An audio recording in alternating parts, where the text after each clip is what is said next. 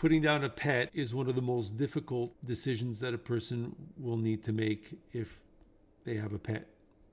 And I have to say that I was not really good at making that decision. Mick got his diagnosis of a tumor in his leg that went through his bone apparently back on May 6, 2022.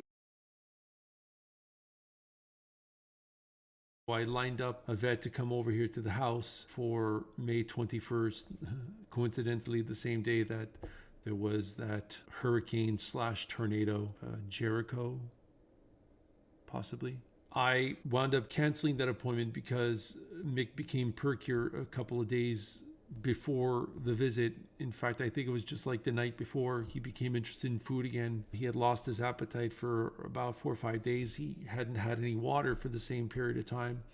And that came after me giving him the pain medication that Dr. Mance prescribed for him. And after having taken these pills, things went south real quick for Mick. But then I stopped giving him those pills and things improved, at least temporarily. So he was able to get one last summer. There were a couple of other occasions where I had set up an appointment and I wound up bailing on that. I just couldn't bring myself to doing it. I kept saying, no, the sure sign that it was time to let Mick go would be when he was no longer eating, enjoying food. Even though he was having a lot of difficulties moving around, for me, as long as he's still enjoying food, he still has a pleasure. Then he became incontinent. It was constant. He would start scrambling from 1 to 6 to 7 to 8 a.m. I'd wake up and there'd be urine everywhere. It would be soaked in his fur. And I went out and I bought a diaper, I bought these pads, but because he was immobile, his back legs weren't working, he would kick the pads away.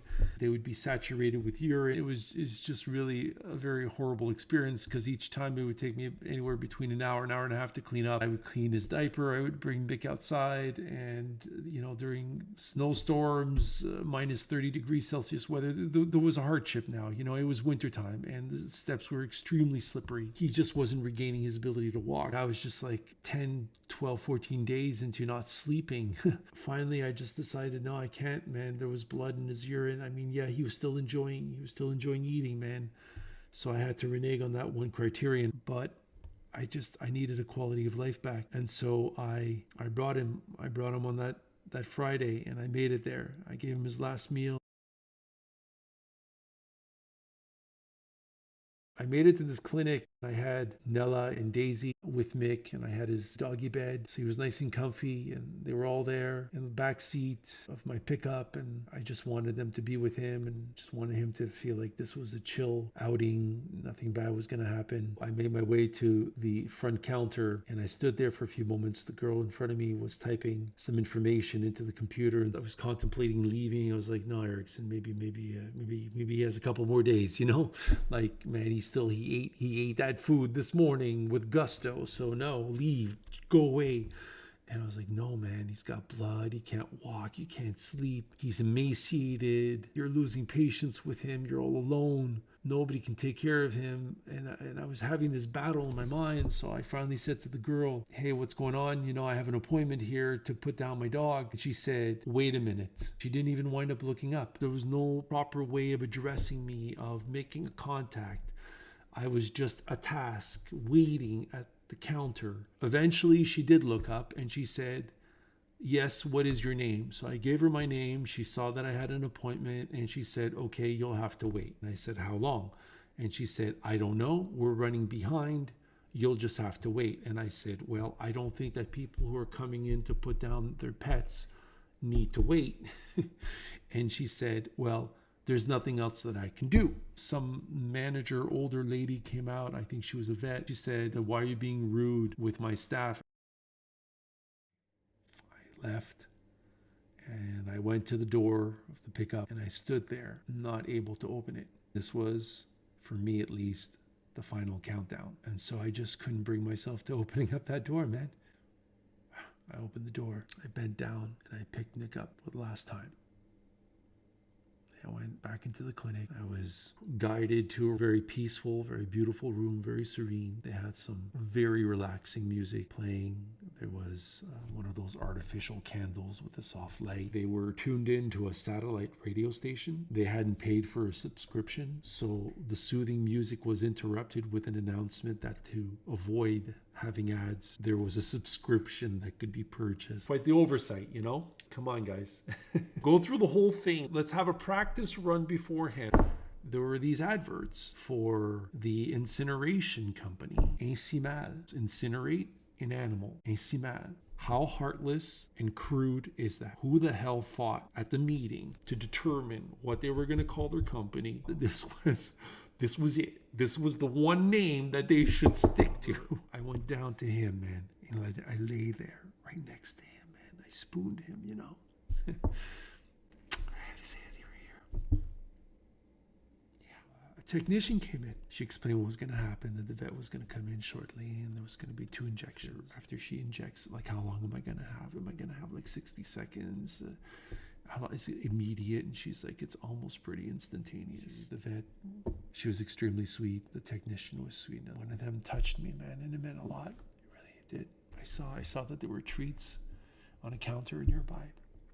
And there were treats. I reached up, I grabbed one, and I gave it to Mick. I said, here you go. And she had just given him the shot. And the one concern that came into my mind was, please have time to finish it. Please have time. And he did. As I pulled my face away and I opened my eyes, I saw that they forgot to close his eyes. Death has a very pronounced way of revealing itself through the eyes.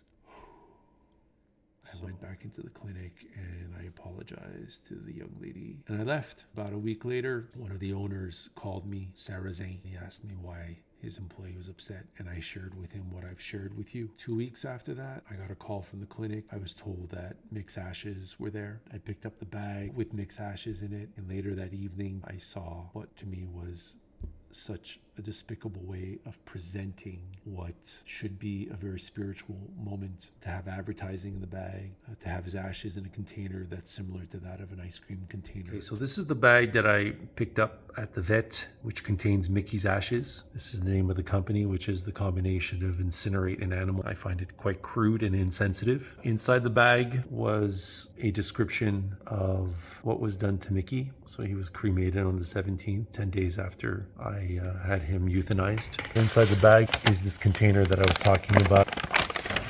This card here, which looks a little bit like a bookmark, it has their telephone number and their website. It's inappropriate, as well as this container over here. It looks like a container that you would store ice cream in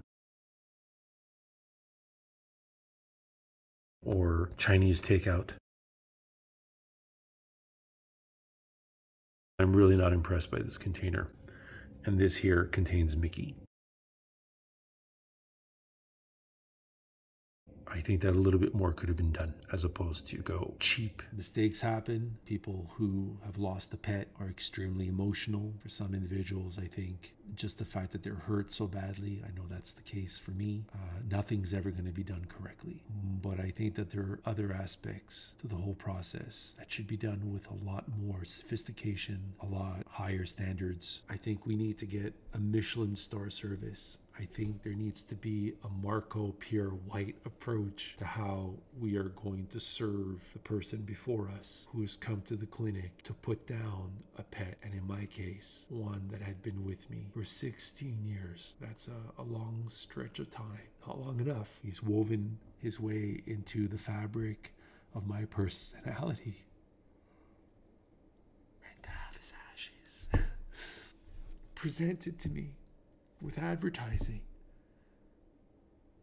in a container that you can use for ice cream, I feel something's missing. And so I contacted the clinic to have this discussion. And this is what one of the owners, Pierre Sarazzin, had to say about it. Hôpital Vétérinaire Chenier, bonjour. Yes, hello. May I speak to Mr. Sarazzin? Is that his name? He's busy right now. Can he call you back? He called me about a minute ago, so he has the Thank number. you. Bye-bye. Yeah, hello, it's Dr. Sarazzin. The container is one that you find in restaurants. I don't agree with that because you're not the only one that make the cremated individual cremation, and I never had any comeback from of that thing.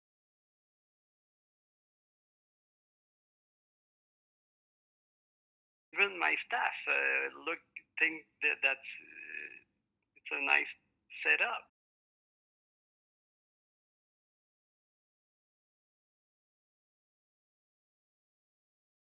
It's the cheapest container that you can put ashes inside.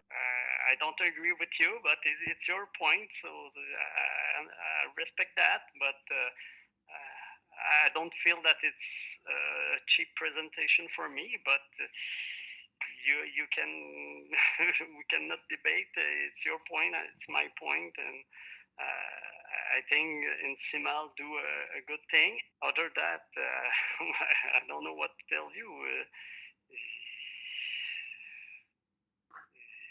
Death is a very serious thing, and for some people, it's an extremely disturbing, traumatizing thing. So when I open up the bag and I have the cheapest container that you can put in, and I have the company's advertising here, maybe we can stop with the marketing and maybe we can promote a little bit more spirituality. Probably, if it was another thing, you will be not satisfied with another reason, and so maybe you just can stop complaining. Well, you can understand that's a little bit rude, right? Yes. Maybe it was a little bit impolite to tell somebody who lost his dog and it was extremely traumatizing that he's a complainer. And you guys can compensate me by putting Mickey's ashes in a beautiful urn as a way of extending an apology towards something very insulting that you've said to me.